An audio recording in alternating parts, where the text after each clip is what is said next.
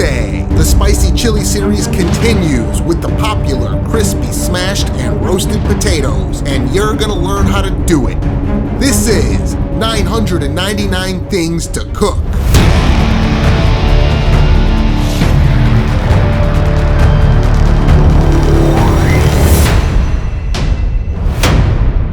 Thank you so much for being here, everyone, and we start with our bacon, all laid out on a tray and into a 375-degree oven for about 12 minutes. This bacon is not crispy yet, and that's how we want it for now. Remove all the par-cooked bacon and save that bacon grease. We are making a chili bacon jam to go on the potatoes, so we dice up an onion. As for our chilies, we have one long hot pepper that will get sliced up pretty small. Then chop up one Habanero. The pieces will wilt down as they cook, so don't worry too much about perfectly uniform pieces. 2 jalapenos gets chopped up, and also 2 Fresno chilies. Then take all that bacon and give it a nice rough chop, the whole pound of it. Well, almost the whole pound. We have here our bacon, chili peppers, onion, and a bunch of whole peeled garlic cloves. We get a pan and set to medium-high heat to start with. Add a little bit of that bacon fat, and optionally, a little bit of homemade chili oil. There's a link in the upper right-hand corner of the screen to see how that's made. Throw the onion in first and sweat it down slightly. Then goes in all the chilies and let everything cook for a few minutes. A little knob of butter. Then add all the garlic cloves. They will soften up over time and turn into wonderful roasted garlic by the time this is ready to eat. Hit it with some salt and freshly cracked pepper. You want the heat on medium-high when all the colors are nice and vibrant like this. But once they start to wilt and the color turns more pale, turn the heat down to medium-low so they can start to caramelize slowly.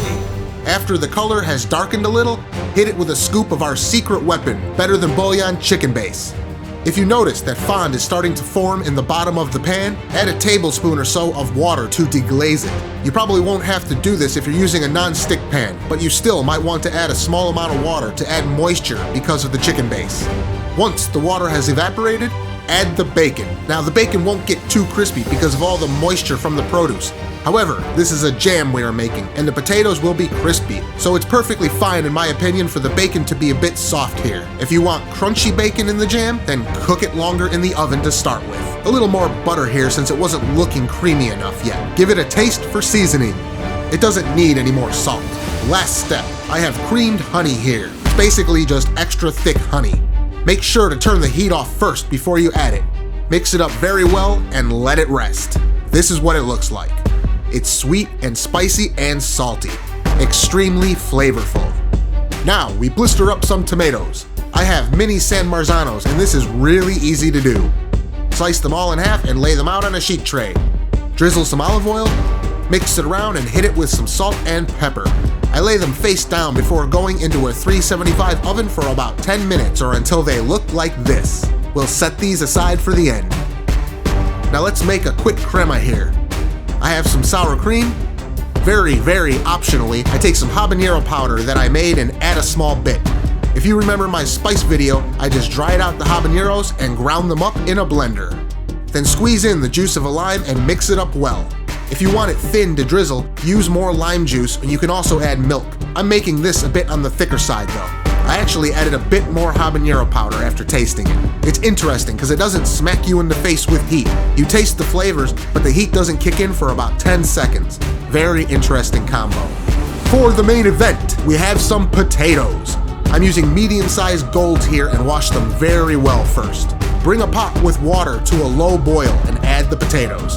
If you use one of these things to add them to the water, you will never splash yourself with boiling water ever again. So let them cook on a low boil for about 20 minutes or until they are fork tender.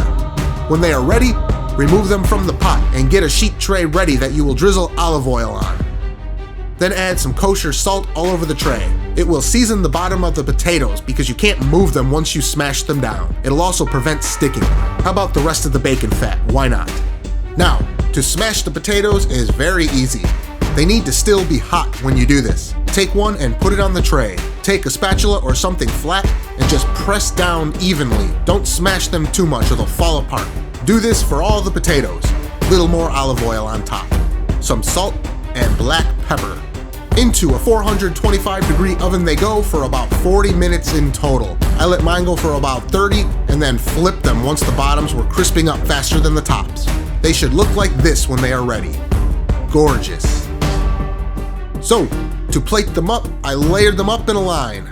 Added some of the chili bacon jam on top of each piece. Made sure to get some of that roasted garlic on each one.